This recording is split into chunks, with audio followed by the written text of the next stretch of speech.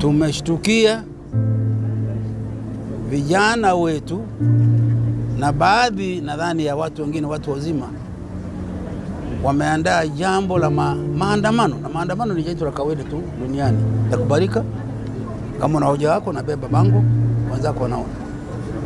Lakini maandamano haya yakageuka yakawa kaleta ghasia, na vyombo vyetu vya ulinzi na usalama katika kujaribu kuyazuia na kulinda kwamba amani tuliyokuwa nayo zamani inaendelea, ni kama walitoka wakaenda kupambana na wale waandamanaji.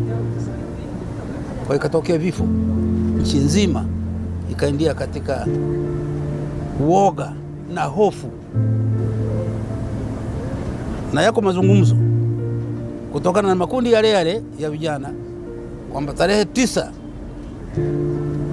maandamano yapo. Si kwamba tunakataa hoja zao, tunajua wana hoja tena nyingi na za msingi, lakini utaratibu wa kuzishughulikia si wa namna hiyo, kuandamana kwenda kufanya fujo, kupiga mali, kuharibu mali ambao hata ni za kwao.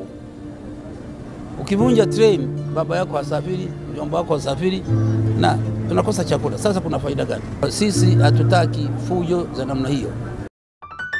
Mama yuko kazini.